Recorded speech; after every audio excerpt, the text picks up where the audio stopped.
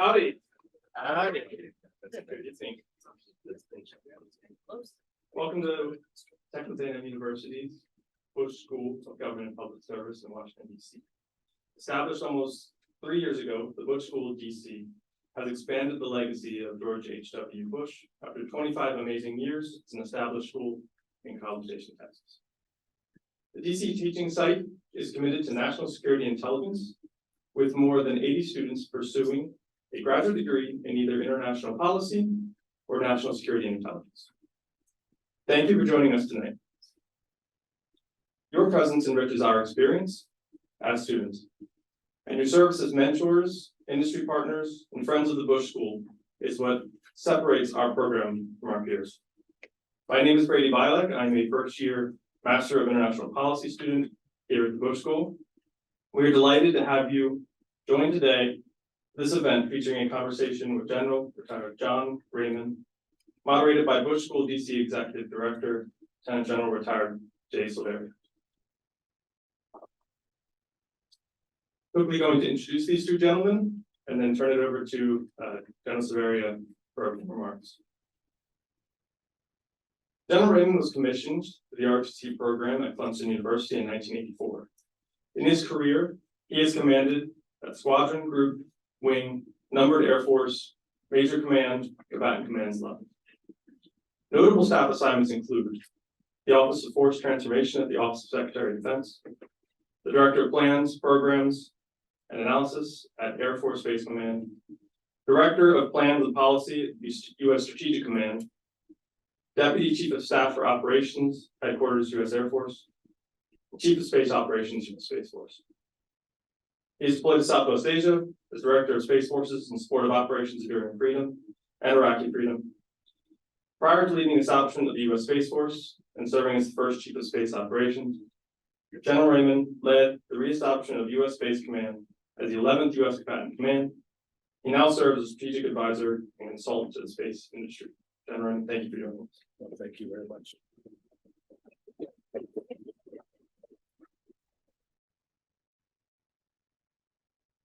Our very own General Silveria grew up in an Air Force family and graduated from the U.S. Air Force Academy in 1985. He completed undergraduate pilot training in '86 and has flown over 3,000 hours in various aircraft, including combat sorties over the Balkans and Iraq. Notable assignments include Deputy Commander, U.S. Air Force's Central Command, Deputy Commander, Combined Air Forces Air Component, U.S. Central Command, Southwest Asia, Commander, U.S. Air Force's Warfare Center, Nellis Air Force Base, Nevada, Vice Commander, 14th Air Force Strategic at Vandenberg Air Force Base, California, Director, Security Assistance in the Office of Security Cooperation in Iraq, and Superintendent of U.S. Air Force Academy in Colorado Springs. Since September 2020, he has served as the Executive Director here at the Bush School of Government and Public Service in Washington, D.C. Gentlemen, thank you. I'll now turn it over to General Silveria for remarks. Thank you very much.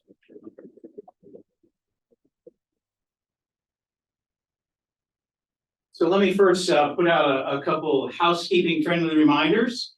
So those of you who need any help on silencing your cell phone, we have a number of undergrads that are here this evening. So please silence your phone for the rest of us to enjoy the evening. So you heard from Brady. We're looking forward to hearing from General Raymond. But I wanted to make just a couple of comments before we got started. So we're rooted here in the Bush School DC in the student experience. So the first thing I'd like to do is have those students please raise your hand here that are Bush School DC students. Please raise your hand. So thank you very much. So this is an impressive group of men and women that are looking to develop themselves, and we're privileged to bring you General Raymond. There's plenty of other events that we have here. So thank you for being here, and thank you for being with us. Let me point out some other VIPs to us that are in the room. We have some friends that are with us. First, we have some Texas A&M leadership that I'd like to mention. That is Dustin Bryant, who's an Associate Vice Chancellor for Federal Relations with the Texas A&M system. Thank you, Dustin, for being here. And I always introduce her as my battle buddy, but Lieutenant General Retired Karen Gibson, the Senate Sergeant at Arms, is here. Thank you for being here, Karen. Thank you. Great friend of the Bush School, a partner at Bradley, Arendt, Bolt, Cummings, is Mr. Carl Hopkins, who's here. Thank you, Carl. Thank you for being here. And let me also point out up in the front row is a very good friend, a member of the class, also the class of '85 at the Air Force Academy, but retired General Tim Ray, who is the president and CEO of BENS, which is the Business Executives for National Security. Tim, thank you for being here. There's a lot of other friends that are here this evening. I want to thank you all for being here. But I also do want to point out that what we do here is part of the Diana Davis Spencer Program in National Security. And we're privileged to have with us tonight Chris Burns, representing the Diana Davis Spencer Foundation. So Chris, thank you for being here. But most importantly, thank you for the generosity and support of the foundation. Without that, we wouldn't be here doing what we're doing for these students. So thank you very much, Chris. So for our format tonight, I will turn the stage over to General Raymond and give him a few moments to make some opening comments. And then we'll move up here and take some questions that General Raymond, that we both received from audience and from any of you that have sent in questions. And then we'll save some time at the end to also have some questions from the audience here. So, sir, with that, I'll turn that over to you. Thank you very much. Howdy. Howdy. I figured I can't point that test. It's really a great honor to be here, and I appreciate, Jay, very much the invitation. Thank you for your leadership of this school. I know how important it is. I've had the privilege of working for Mark Welsh, obviously the dean down in Texas. I guess now acting. Now president. Was a great man. Had an opportunity to visit the school while I was still on active duty, and really have had an opportunity once before to come here and get a tour, and I'm really impressed with what you all are doing and the product that you're producing, you're teaching and producing. What I thought I would do is spend just a couple minutes priming the pump for questions so we can have a great question and answer period. A lot of times when I get introduced, there's a big crowd, and then there's like this big disappointment that comes over the crowd, because everybody's expecting Steve Carell, and unfortunately that was fake, and you get what you get, but this was real. A lot of people ask me why, since the 1950s when we've been involved in space, why did the nation decide to, for the first time since 1947, stand up a new independent service? The service called the Space Force. The Air Force has had the lead for it. The Army has had space capabilities. Navy has space capabilities. Marines have space capabilities. Why now? And I would say there's all kinds of challenges that we face in the space domain, and I'll go through maybe a couple of those. But I think the reason why we did it was more on the opportunity side, and to capitalize on an opportunity to stay the best in the world in space while we were still number one. We didn't have to wait for a crisis to kind of get our, dust ourselves up and get up and move forward. So we had an opportunity to capitalize on that opportunity. The thought was, because the domain had changed so much, it's become much more congested. In fact, if I was here 2 years ago, I would have told you we were tracking about 20,000 objects in space. And of those 20,000 objects, it's probably 3 years ago, 20,000 objects. And of those 20,000 objects, 1,500 were satellites. Today, Elon Musk has almost 6,000 satellites in the Starlink customers. The numbers of objects that we're tracking are close to 50,000. The domain is getting much more congested. The domain is getting much more competitive, both from a nation state competition and in industry, with it's a really bad word to use in the space domain, but an explosion of commercial activity that's going on around the country and around the globe. And probably most importantly, the domain has become, on the establishment of the Space Force, the domain has become much more contested. And with China and Russia both doing two things: one, building space capabilities for their own use, which will provide them the same advantages that we currently enjoy today by integrating space into everything that we do, but also in developing capabilities to deny us our access to space, everything from reversible jamming to directed energy threats, to satellites on orbit that are concerning, to missiles that can launch on the ground in destroy a satellite in a matter of minutes, like both China and Russia have demonstrated. And so the opportunity was, let's develop a service for this new warfighting domain called space. And just like we have a service focused on the air domain with an Air Force, and a service focused on the ground domain with the Army, and a focus of the maritime domain with the Navy and the Marine Corps, let's establish a service that's focused on the space domain. Again, to be able to capitalize on this opportunity to stay ahead and to do so with international partners. So what I thought I'd do is I'm just going to go through a few of the opportunities that I see, and then again open it up for a good, robust discussion. When on 20 December, when just here in town at Andrews Air Force Base, just on the outskirts, probably 20 miles from here, there's a hangar that the president was at when he signed the National Defense Authorization Act of 2020, which is our birth certificate.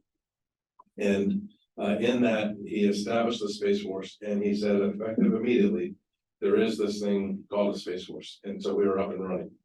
And I remember getting on an airplane and flying home to Colorado Springs, where I live. And then in that same ceremony, he kicked me out of the Air Force and appointed me to be the head of the Space Force. I remember flying on an airplane back home and thinking to myself, now what? It's I'm kind of the dog that caught the bus, now what do I do? The service had absolutely one person in it, that was me. So the old Army logo of an Army of one, that resonated. It was really good though, because you could, it was really easy for metrics. The force was healthy. We never had to lie, no suicide. We were all really. But we had a lot of work to do, and I tried in my head to put together a framework over the next couple of weeks of what we might do, and I focused on what are the things that an independent service has to do to be an independent service, and some of these opportunities will touch on that. The other thing that I was committed to doing is that this is a once-in-a-lifetime opportunity. The vice president at the time, the former administration, said, "Hey, you're not just building a service for today; you're building it for the next 100 years." And we're not interested in just little iterative steps. We want you to be bold. And so the thought was, okay, we're going to be really bold, but I saw two risks. The first risk was one, that we wouldn't be bold enough, that we wouldn't think creatively enough, we wouldn't. We'd kind of fall back to how we've always done business. And two, when we did think creatively and when we did think boldly, that the bureaucracy would go and say, that's not the way we do business. And we'd miss a huge opportunity. So let me walk through some opportunities. Again, I talked about the main reason why we did this was the opportunity to remain the best in the world, to increase the focus, to elevate space to a level consistent with its importance to our national security. And I think that was all good reasons, and I think history will show that that was the right decision. And clearly, we are way better postured today to meet the challenges that we face than we were just a few years ago. There was an opportunity to unite the department. Congress was pushing on us hard. One of the big critiques that they had of the Air Force was, or the Department of Defense, was there were 60 different organizations that could say no. They had their hands in space. 60 could say no, and nobody could say yes. And so now with the Space Force, you have a center of mass, if you will, inside the department that has the gravitas to pull and unite that team. And we've done so on a couple really critical areas, like requirements, like force design, in an acquisition. I'll tell you as an example, in communication satellites, we launched a UHF communication satellite on orbit. We launched it, and the Navy ran that program. When we launched WGS satellite, which is a wideband communication satellite, this is really screwy. We launched it. The Air Force flew the satellite, and the Army controlled the payload. And when we launched a protected communication satellite, the Air Force. Now, for the first time ever, we've consolidated that under one service, and it's already proven to be hugely important, increasing our awareness, increasing our operational focus on those capabilities. I think the biggest success that we've had, though, and this is why I'm so excited to be here tonight, is we had an opportunity to develop our people differently. We had an opportunity, the Army is like 1 million people in it with full force. The Air Force is 350,000, somewhere there. Navy's about that same size, Marine Corps is about 200-ish thousand, don't quote me on the numbers, it's rough order of magnitude. But we have, at the time when we have today about 8,000 active duty guardians and about an equal number of civilians, so roughly about 16,000 people. There's Air Force wings that are bigger than our entire service. And the thought was, in the personnel business, there's a little bit of art and there's a little bit of science. And when you have a 1 million person army or a 350,000 person Air Force, the machinery tends to take over and the art is kind of pushed off to the side. And the view was, with the number of people that we have, we can pretty much know everybody and we can customize a development plan for those folks. And I will tell you, we have more people knocking on our door to come in the Space Force than we can take. Way more. I give you an example. We were originally going to transfer, the first year we were going to transfer 35 folks from other services into the Space Force, Army, Marine Corps, and Navy. We had 4,000 applicants for 35 spots. At the Air Force Academy, I was just out there for a retirement ceremony, and these cadets came up and said, "Sir, can you help me get in the Space Force?" It is way harder to get in the Space Force than it is to become a pilot these days. Back before we set up service, we only had 13 cadets out of the Air Force Academy. Now we have more people applying. We have Rhodes Scholars, we have NCAA champions. I mean, the quality of people that we're getting is through the roof. And I'm excited to see the young folks that are here. We need you. And whether you choose to serve in the military or choose to serve in other ways, I would encourage you to serve and think about ways you can serve in the Space Force. Is a great opportunity for that. I know we're going to hit on this a little bit, and I'd like to hit on this a lot. Is I think the second biggest and most impactful thing that has happened since we established the Space Force is that we've increased our international partnership significantly. I was stationed in Japan in 2011. In 2011, there was a big earthquake and tsunami and nuclear reactor disaster. And I was a space guy in a pilot's job, although I didn't fly. It's kind of a hostage exchange. And I went over there to learn a little bit about that part of the world and that part of the Air Force. And other air experts like Jay Silveria came to 14th Air Force and learned about space. When I was over there, the thing that I learned the most was the value of partnerships, because I saw all the international partners that came to the aid of Japan to recover from that triple whammy. And I thought to myself, we don't have this in national security space. Our partnerships in space are largely through NASA. And so the thought was, if I ever got in a position where I could affect this, we're really going to push hard to have international partnerships. And I will tell you, since we've established the Space Force, France, Germany, UK, Spain, Australia, Japan, and I'm missing a few, Canada, and I'm missing a few others, have all elevated space in their departments in a way that makes sense for them. We have partnerships where the partnerships that we used to have were largely one-way data sharing partnerships. We tell them where things were in space, we'd help them, but we got nothing really in return. Today, those partnerships are two-way partnerships, which is rooted in deterrence, being able to deter aggression from our pacing challenge being China, the acute threat which being Russia. But we also exercise together, we war game together, we build capabilities together. We think about norms of behavior together. There's a lot going on in the international community, in the international partnership community. I'm really proud of that. Had an opportunity to change our force structure in space. And so if you were to say this front row is the geosynchronous orbit, so think 22,000 nautical miles above the Earth's surface in an orbit around the Earth, 2, 3, 4, 5, 6. That's the number of satellites that we have doing missile warning, missile tracking. That's it. And boy, they're really expensive. They're really exquisite. They're very big, and they don't run very fast. They're hard to protect.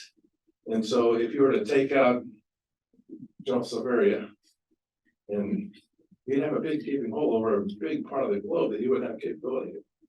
And so the thought was that if we could shift that and capitalize on what's going on in commercial industry and proliferate these capabilities into many capabilities in lower orbit and other orbits, like a medium orbit, you can then accomplish the mission better to have more resiliency against the threat in space And oh, by the way, able to leverage commercial innovative industry and international partners more than what we can do today. And so the first capability we looked to make a shift in was missile warning, missile tracking. That's happened, or is happening.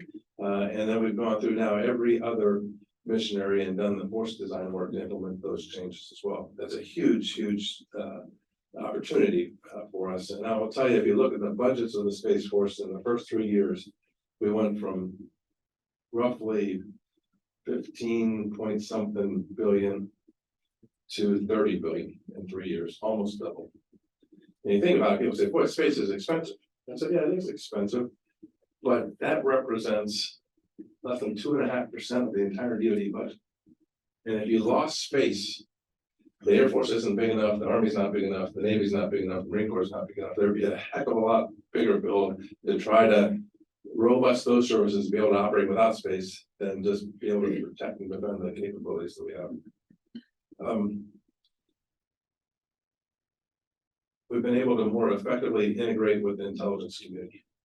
And I think that's really important. The partnership between the Space Force and the NRO has never been better.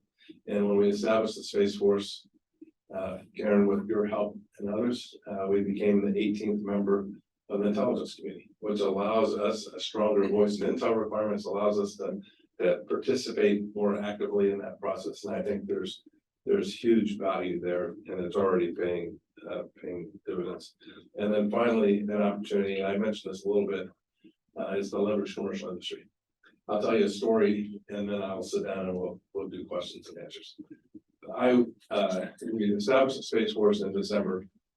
In January, I flew out to Washington State to visit Elon Musk and SpaceX. And I went to his Starlink factory. And the Starlink factory was a big empty room. Big, huge empty room.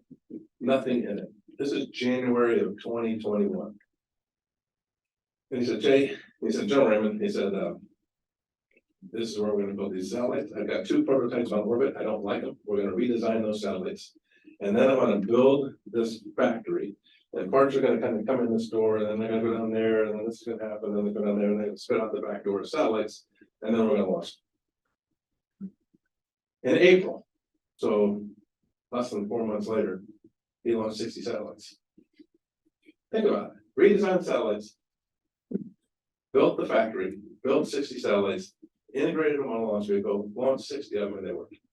And today he's the largest satellite operator in the world with, I don't know, close to 6,000 satellites. If General Ray, sir, it's good to see you. If you were a GPS satellite orbiting 11,000 miles overhead in medium Earth orbit, and I wanted to buy an exact clone of you, same everything, no, it would be with somebody, but that's what you know. It would be just an exact clone, no, nothing different. How long does that take? Anybody guess? 5 years at the earliest. It takes 2 years just to get the dollars. And then you got to build long lead parts, and then you got to build the satellite. And if the satellite's going to cost that kind of dollars, it's got to be perfect, because if you launch it and it doesn't work, you don't get a do-over. And if it's that nationally critical, and if it costs that much money, we're going to put all kinds of mission assurance on it. And that's going to make it even more expensive. So then we're going to add more capabilities to it, and we get in this death spiral. And pretty soon we have a satellite program that takes 10 years to build, costs a lot of dollars, and they launch into space, and they work for like 25 years. Well, what if there's a threat in space? How do you keep the technology refreshed? It's just not the business model for a warfighting domain. And so if you can change that business model and have the assembly line approach, it doesn't matter. Well, one, General Ray wouldn't cost it wouldn't take 5 years to build a General Ray. It would take maybe a couple of days. And if it failed, it didn't matter, because we got another one coming up the assembly line. And it's not gonna, they're smaller satellites, they're not gonna break the US Treasury if we do this right. And so we think there's a huge opportunity there in partnerships, having more fused relationship with the commercial industry. And in doing so, we go back to the other opportunity. We think we have a great opportunity then to collaborate even more closely with international partners, which is more than just for financial reasons. It's the foundation of the national defense strategy, which is integrated deterrence. If we're all in this together, we become more powerful. We're stronger together than we are separate. So I think I'll stop at that. Sure. prime the pump for questions and fire away, don't be bashful, I'm happy to answer anything you have. All right, thank you, sir. Thank you.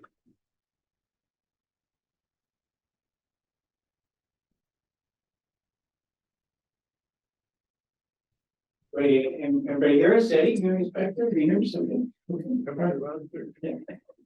Well, thanks, sir. First of all, thanks for being here. Thanks for the time, and thanks from the students. And then, as you saw, we had a group of undergrads from Texas A&M. They came in here, yeah. So we're making a difference. We're trying to change the world at Texas A&M. So thank you. I'll tell you a funny, can I tell you a funny story to kick this thing off, and it might be something you all appreciate, but so here I was just named to be the CSO. I flew home to Colorado, spent the holidays in Colorado, came back to DC, and the first thing I needed was a uniform, because I'm no longer in the Space Force. I needed an Air Force uniform, or no longer in the Air Force, I needed a Space Force uniform. So I went to the Oval Office, and I'm briefing the president. I'm in my coat and tie uniform. And on a hanger, I had my utility uniform shirt, which is a camouflage, digital pattern camouflage shirt. And the Army wears the same uniform, and their name tape, we have our names sewn on them, is done in black thread. In the Air Force, our names are in brown thread. And so I thought the easiest thing to do is I'll just come up with a different color thread and wear the same uniform. And so I came up with a blue thread and a silver thread. And I go into the Oval Office and said, Mr. President, you kicked me out of the Air Force. I need a uniform. Here's what I wear in the Air Force. Here's what I would wear if I was in the Army. Here's 2 other colors. What do you think? He said, I like blue. I said, I like blue. So started to disagree with the president. And I like blue. And so that night, my team was back at the hotel, and they had a shirt done in blue and silver. And I said, okay, it's blue. And so I get dressed in my uniform on the 11th floor, and I get in the elevator in the morning to go to work for the first day in my Space Force uniform. And I remember the 11th floor, I get on the elevator, and it stops on the 9th floor. And a lady walks into the elevator, and we continue down, and she is looking at me like I am something wrong. And I was like, she said, sir, she goes, I don't think I've ever met anybody in the Space Force. And I know I haven't seen a Space Force uniform. I said, well, ma'am, I'm it, and this is the first day I'm wearing it. There's all kinds of fun things like that. Awesome. So you talked a lot about partnerships, so I'd like to talk about some different partnerships. You didn't mention it, but you led the way initially in Space Force in establishing partnerships in higher education in universities around the country. And so let's talk about that a little bit. First, why did you charge out? Why was that so important in all the things that you had to do to stand up a service? Why was it important to have partnerships with higher ed institutions, and to what end? I mean, why start that, and then what were you trying to accomplish? Yeah, I had that on my list. I just couldn't. I got you. I like what opportunity. But what we wanted to do was twofold. One, we wanted to. It all goes back to the human capital, the professional development piece. We wanted to inspire kids early on, and we wanted to attract them in college and get some really good talent. So if you look at the schools that we partnered with, there's schools that had steep space education, MIT, Purdue, Stanford, to name a few. 16 different schools across the country. And the thought was, if we could then send ROTC students that were going to come into the Space Force to those schools, we could focus our efforts on those schools rather than 100 different schools across the nation that were ROTC. We weren't going to be exclusive, but that was going to be the focus. And the goal was, if you're going to come in the Space Force, we will pay for your education 100%, and we've done that. And so that was on the one hand. On the other hand, we wanted to give some tough research problems to the universities to have them help solve, put their talent, their smarts on our challenges. And the thought was that we could do this in a way we could actually also then leverage or provide them not just research projects to help us with, but funding that would go with it.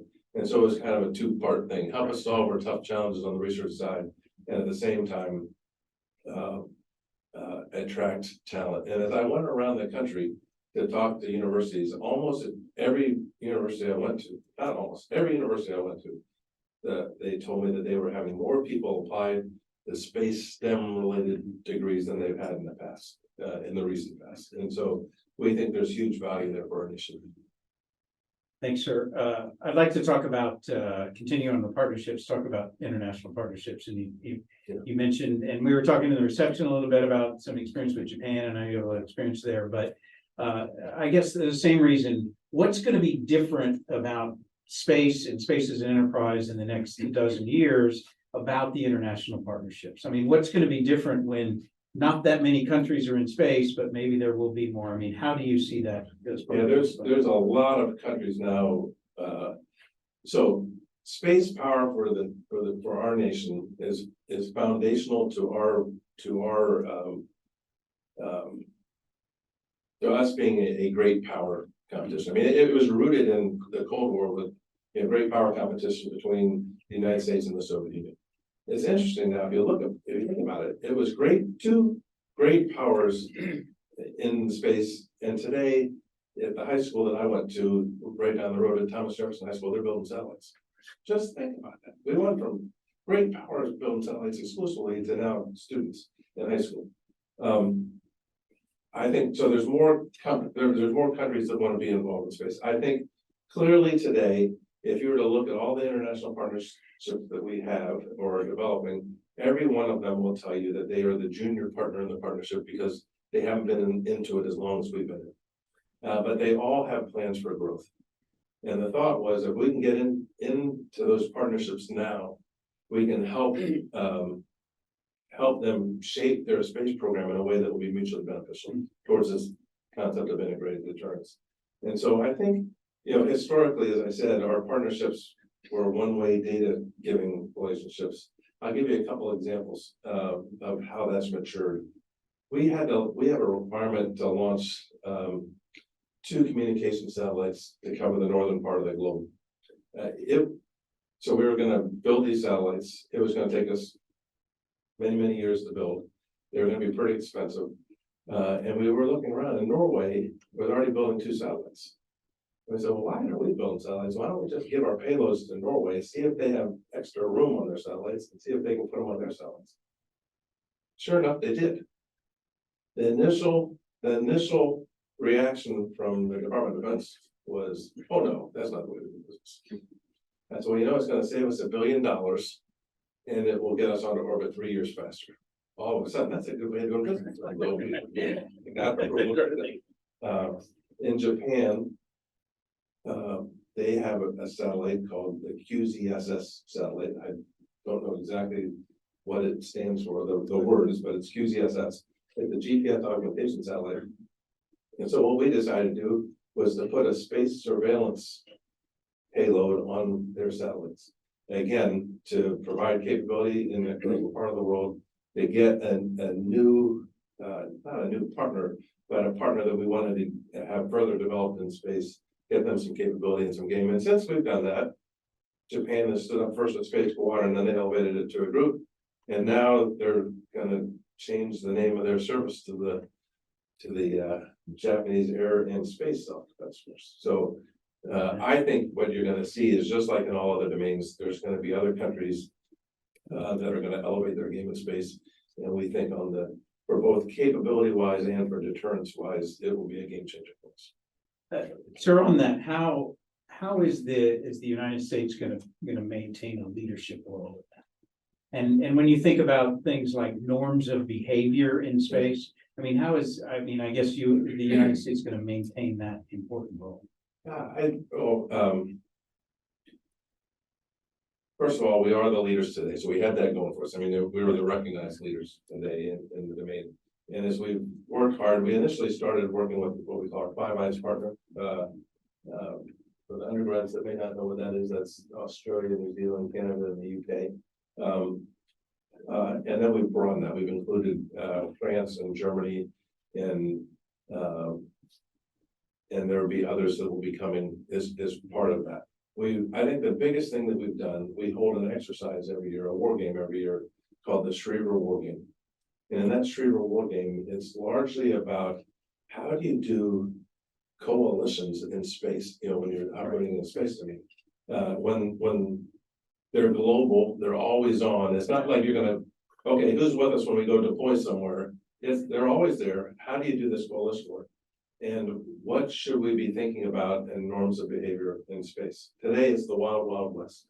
If you want to launch a satellite in space, have at it. There's really very, very minimal rules. The only really rules, there's a treaty, outer space treaty of the 60s that says you can't have a nuclear weapon in space or a weapon of mass destruction in space, and you can't militarize celestial bodies. You can't build a military base on the moon, for example.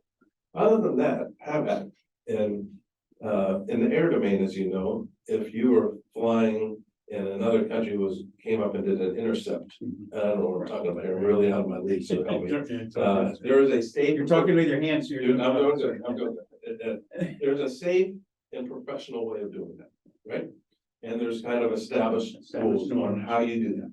In the maritime domain, if two ships were to come together, there's established norms of how you do that. There's no established norms in how you do that in space. So back in 2017, Russia launched a satellite. Have you all seen the nesting doll satellites? It's a doll inside of a doll inside of a doll. Well, Russia launched a satellite, and it went up into a part of space where there's no other satellites, and it opened up and another satellite came out. And then it opened up and a projectile came out. It was designed to kill a US satellite or another satellite. In 2019, they launched a satellite, not in an empty part of space, but a part of space where we had the capability, and they opened up and the second satellite came out. And I didn't think, if you were asking me, do you think they were going to shoot down one of your satellites? I said, no, I didn't expect that. But I also thought we needed to do something about it. And so worked through the Secretary of Defense, who worked with the DNI and the broader national security organization, and got permission to talk about this publicly. And I'll never forget, it was in February. I was on vacation in Hawaii at the Halikoa Hotel on Oahu. And at 5 o'clock in the morning, I get up and I walk out onto my balcony, and I'm doing an interview with Time Magazine, and I've got this little script that I'm allowed to say, and I stuck to every word so I didn't go to jail and say something I wasn't supposed to say. And I just read the words and called out Russia for what they were doing in space. Because we wanted to shape what we thought was safe and professional, not respond to others. And so I think you'll see as part of this war game effort, the like-minded nations are really putting a lot of thought on norms of behavior, on messaging. After we message, other of our partners piled on with tweets about what we think is safe and professional. And I believe that I don't even know if I can say that. I was gonna say I believe we're making some progress. I know with our partners we're making progress. It's really hard to get the global community to come together and say norm of behavior for. What do you think it's gonna take? I mean, is there gonna be? I hope it doesn't take a crisis. I just, what we're gonna do is work. I'm not a worry, I'm not part of the team anymore. I'm still talking like I'm the team. What I think the United States needs to do is continue to work with our partners, come up with rules that we're gonna follow, and we follow those rules and shape that behavior. So for example, in 2007, China launched a missile and blew up a satellite. Flew it into 2,000 or over 3,000 pieces of debris. It's like 3,600 pieces of debris. Of that debris, over 3,000 of them are still in space. That was China in 2007. Russia, here not too long ago, did the same thing and blew up a satellite. The United States has come out and said, we will not conduct direct descent anti-satellite, destructive direct descent anti-satellite ballistic missile tests. We're not going to litter the domain with debris like these, like the other two countries have done, which we think is not safe and professional, and threatens that domain threatens the use of that domain from nations around the world. So we're trying to set the example, operate the way we think is professional and safe, along with our allies and partners, and hopefully then attract others. I'm not naive to think that everybody's going to jump on board and follow those rules. Right. But I think it'll help us identify those who are running red lights if they don't. Sir, to change gears a little bit, you talked about Space Force began and established the idea of collecting some of the missions that were dispersed among services, et cetera. But there's some other elements out there in the missile defense and warning and NRO and other elements. I mean, do you think that effort should, and do you think it will continue to get a lot of those elements within Space Force? And so what we, so after the law was signed, I went home and I came back to Washington to go to work. And it's okay, now I gotta start getting money and I gotta start getting people. And so, everybody used to be friends with Jay, and all of a sudden Jay became a little bit of an enemy because I'm in the grabbing resources business.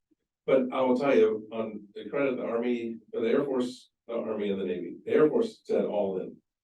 General Goldfein was the chief of staff, CQ Brown came after him, and it was all in. Every bit of space that was in the Air Force, whether it was an Air Force Space Command, which was the major command that did space, or whether it was spread out either at the research labs or in Air Combat Command with intelligence capabilities, or Air Education and Training Command with professional development, all of that then came over, and that was seamless and took a lot of work, but there was no pushback at all. The Navy said, here you go, and transitioned all the UHF satellite constellation stuff over to the Space Force without an issue. The Army has a pretty robust space program, and we took all of the communications capabilities out of the Army and moved that in, which is a significant, that's about 1,000 people in locations spread out globally. And then we took a missile warning capability called JTAGs, and that just recently transferred over. We agreed on it a couple years ago. It took a while we had to build our team to be able to take it over, but we've just brought that in. So now we've got all the missile warning pieces underneath. What we didn't transfer in total were the space experts. And it's really important in the strategic environment that we face today that to recognize the fact that all of the services need to be multi-domain services.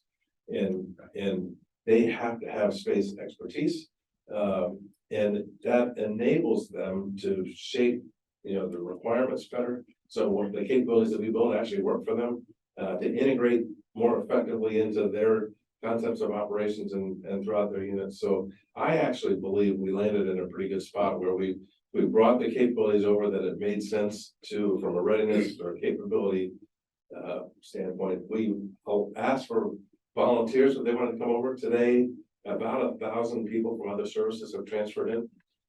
But there's still, the Navy's growing their space cadre, the Marine Corps has a space cadre that's growing, the Army has a space cadre, and I think it's important that they have that because it's a multi-domain fight, and to think that they could do without it would not be right. So I'm pretty happy where it's at. Now, the other question you talked about was the NRO. That's a different thing. That's then a whole nother organization in the intelligence community, under congressional oversight of different committees than the committees that oversee the Department of Defense. And it had been talked about, do you have that, can you roll the NRO into this? At the time that this was established, the thought was, we're not gonna do that. So my goal was just to build as close a relationship as we could with NRO, and we've done that. It's a really healthy, really good relationship.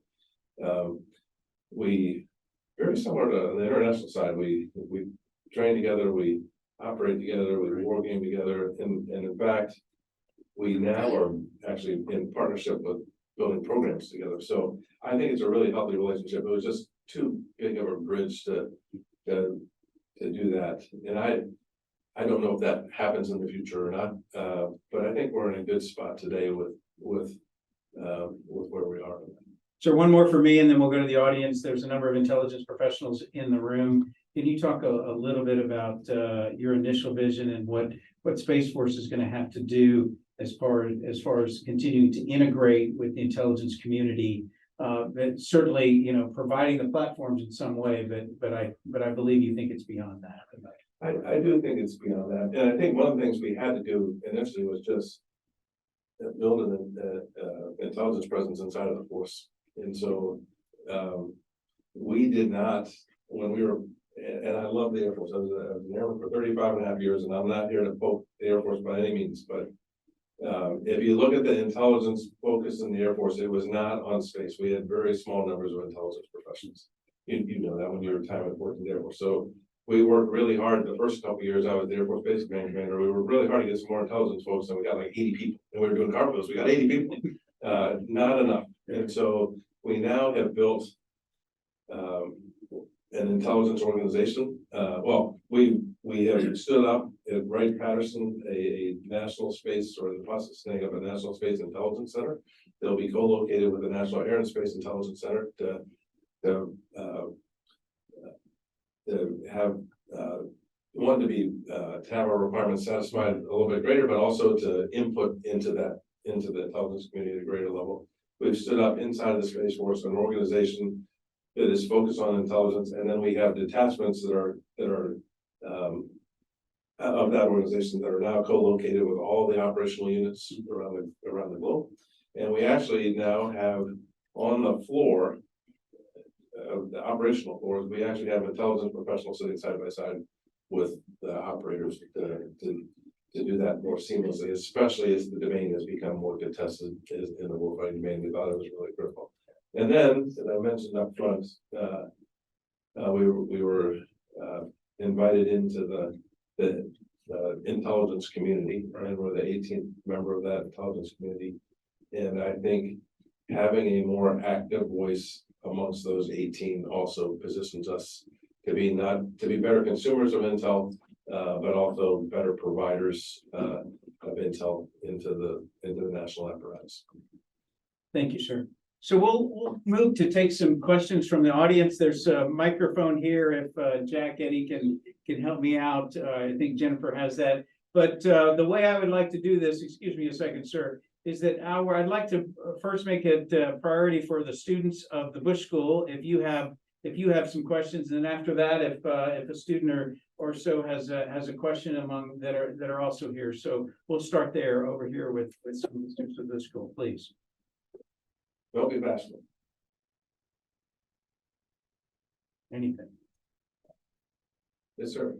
I guess it's more of like a leadership question. Sure. But I was just wondering, what is like the hardest part of establishing an organization, something like the Space Force, and also General Severia is kind of starting the Bush School as leaders in the community and wanting to create service for this country? What is the hardest part of creating something new? I think the hardest thing for me was we wanted to build this service to be small, agile, lean, be able to go fast. Operations in space, satellites just to stay in space have to be going 17,500 miles an hour. And operations happen at a pace that's really quick. And so we wanted to flatten the organizational structure. We wanted to be really small. We wanted to be able to go really fast. We wanted to be able to leverage innovative commercial companies, do all those things. And to do that inside of the broader Department of Defense, which is a big bureaucracy. And so when we initially started out, when team came and said, we're going to have 1,035 people on our staff at the headquarters. And I remember in my earlier job, I was the Air Force A3, the head of operations of the Air Force in the Pentagon.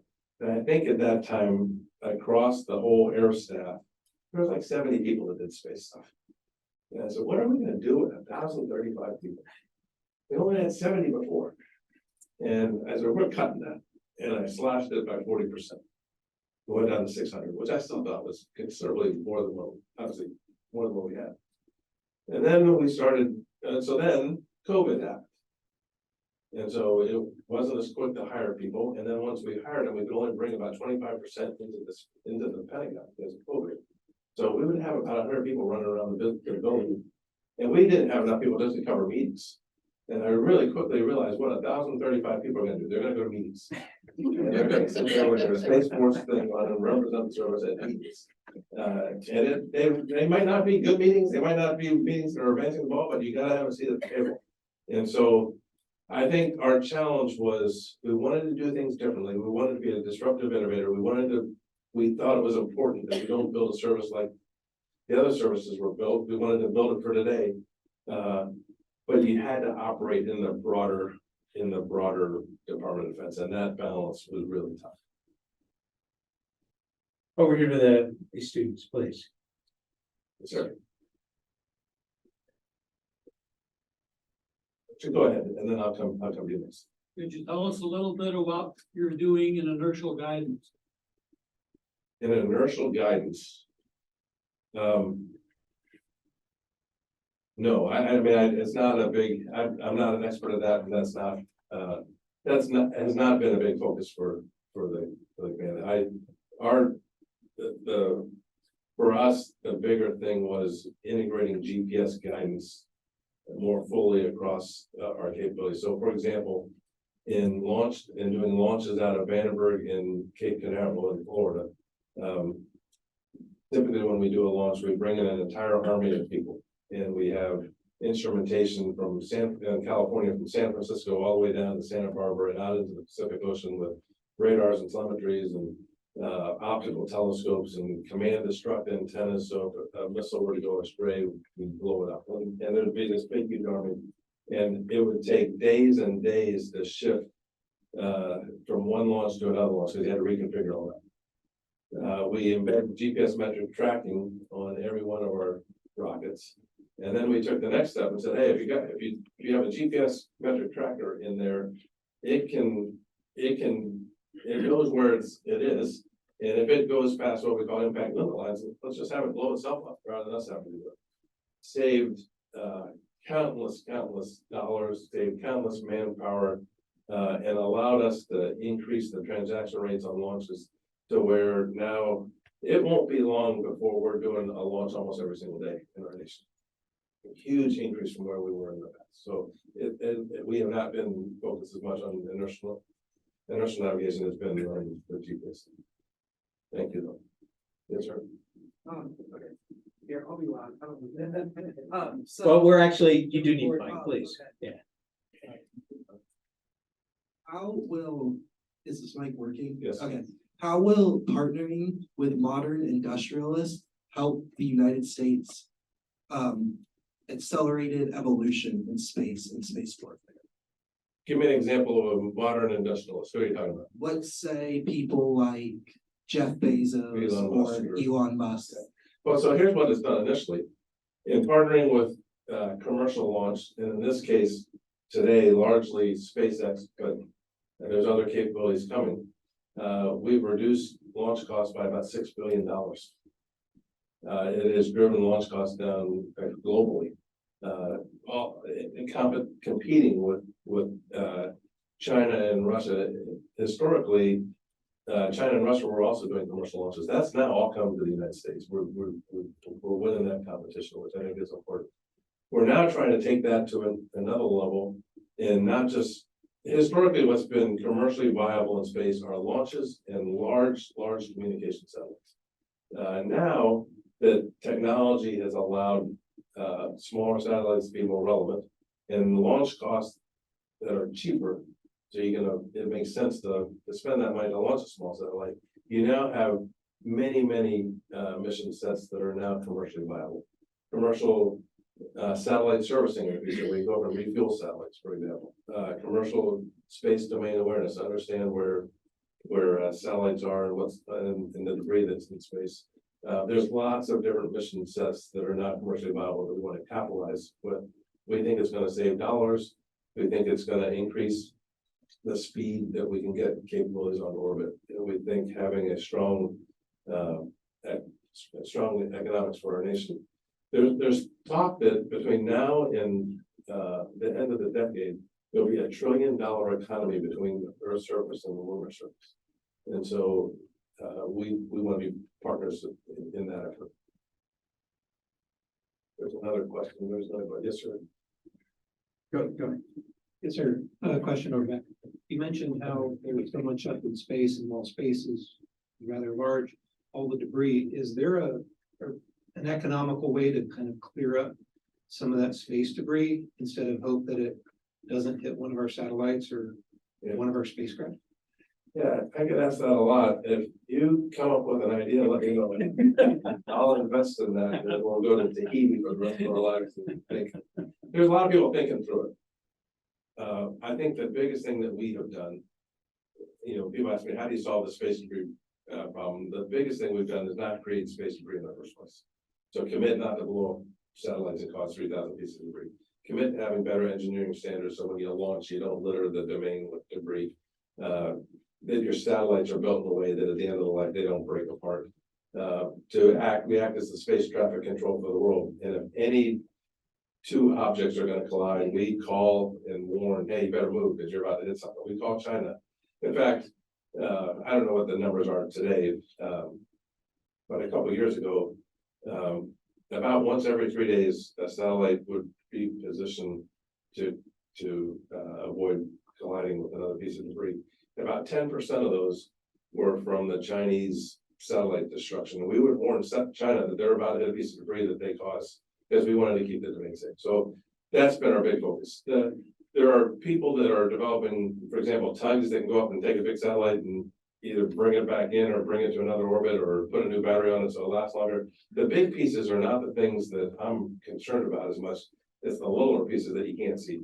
And so of the almost 50,000 objects that the Space Force is tracking, there's probably well over 500,000 objects too small to track.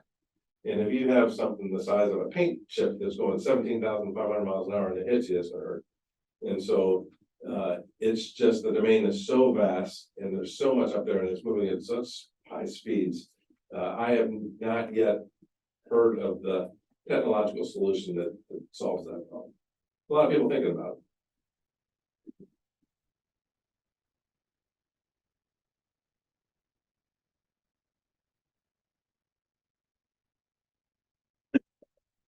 So my question is, besides launching,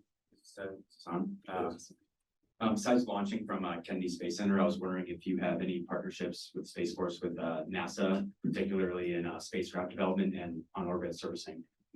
We have a very strong partnership with NASA, as you would expect. One of the things on the international partnership side that I mentioned, we didn't have the international partners that we needed on the national security space side. NASA has a lot of partners, so we leverage them for partnership. We leverage them for training. In fact, I went down to NASA and saw some of the training simulators that they had for NASA astronauts. I said, hey, can you convert those and give them to us? And they did. And so we send astronauts to be, we send Space Force Guardians like other services to be NASA astronauts. They sit on our operations floors with us as we protect the International Space Station from potential conjunction with other orbits. There's a whole gamut of partnerships with NASA, and I will tell you that has also significantly increased over the last couple of years. It's important though to know that NASA is not the Department of Defense. It's a different mission. It's science and exploration, not national security. But I think there is a national security component to having a presence in space and a strong and robust civil space program, and we intersect quite frequently on that front. Yes, sir. And then we'll go. Who's director? No, go ahead, go ahead, sir. We'll do this and then maybe one more. How about that? I don't know. You mentioned briefly international space law and the rules of behavior in international in space, or lack thereof. Something I focused a lot of my research on here at Bush School. And I would love to get your thoughts on what specific provisions you would like to see, if in a treaty framework, that you would like to see as an evolution of the space treaty. What are new provisions that, from your experience, you think should be included? So in your research, have you seen the paper the Department of Defense has put out? Secretary of Defense has put out a list of a handful of things that we have signed up to that we want to. We will not cause harmful interference. We will not destroy satellites. There's about, I don't call the numbers, there's 5 or 6 things right off the bat that the department has come out and said, here's things we're going to follow. Other of our partners have come on and said, yeah, we'll do the same thing. But that's a good starting point. I agree with all those pieces. If you haven't seen that paper, I will look at worth that. to get that. Yeah. Okay. So we'll make this the last. There's no pressure on you. This is the last one. Thank you. Better be good. Better be good. I'm gonna hang out at the end, so just come up to me at the end. My name is David Connor, and my question has to do with the enforcement of treaty. If you do have treaty and violations, how would you enforce it? You can't destroy their satellites. You can't do a whole lot. Is it through sanctions, or what provisions would be punishment for these kinds of violations? That's a great question. I think you do it just like any other treaty that we have, but I think you throw the full weight of the diplomatic community behind it, and you throw the full weight of our international partners. I think you throw the United Nations at it, but there's no guarantee. But I think you do it just in the way normal diplomacy would work in against treaty violations.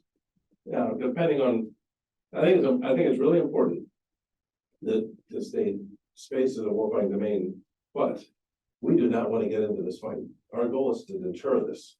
We do not want to get into a conflict that either begins in space or extends quickly to space. And the thought is, if you can deter conflict from happening in space, then you have an opportunity to deter conflict from spilling over into other things.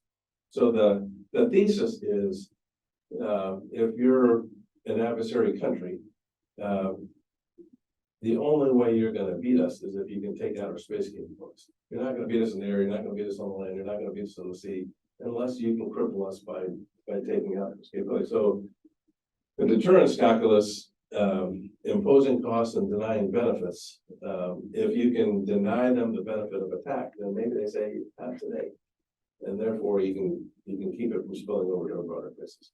And so that's where we're headed with this. We do not want to see a conflict that begins or extends into space, but to deter, we feel it's best to deter from a position of strength, because you have to communicate the ability to impose those costs or deny those benefits, or it doesn't work. One of the challenges that we face in space, it's really hard to communicate that. One, because a lot of what we do is classified, and you just can't go out on the street and say, here's what we can do.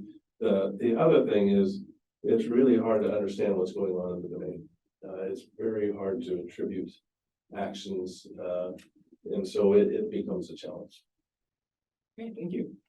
Before we close, just to let everyone know that next Wednesday night, we'll have the former director of USAID, Honorable Andrew Natsios, and Bob Gersoni here next Wednesday night. He's the subject of a book by Robert Kaplan, The Good American, about humanitarian and international development around the world. So be here next Wednesday night and join us. Sir, let me thank you, but first let me thank you for your service, 38 years to the United States, to our nation. So thank you very much for your service, and thank you for your time tonight. The Bush School has been around for 25 years, so just a few years more than the Space Force. But I'd like to give you a point from the Bush School, and thank you very much for your time. Oh, thank you.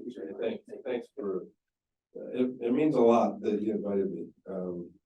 We were talking earlier. I was downstairs in the lobby and watching the video of former President Bush, and I always remember just what a decent man President Bush was. And I was telling you, I had a friend, he actually teaches down at Texas A&M, a guy named Kevin McGinnis, and he had a little hobby that he would send books to people that wrote them and had them sign it. And I had just bought a book that the president had signed, had published, called All My Best. It was a book of his letters, and I read through that book, and I thought it told a lot about the man.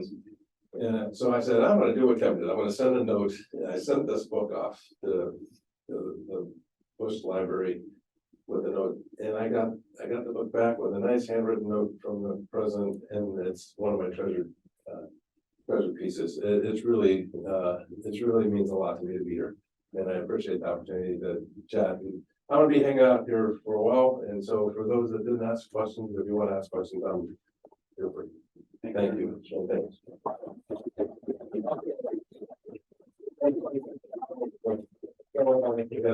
Walking off, it was just-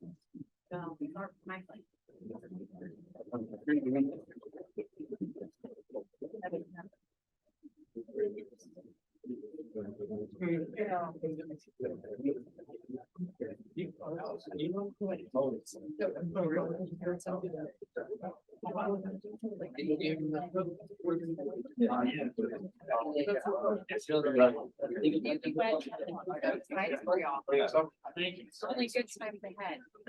23 years.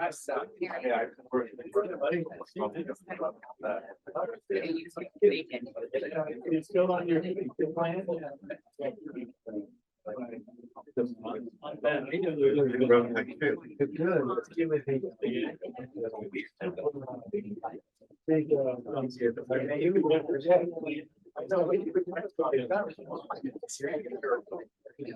It's ready.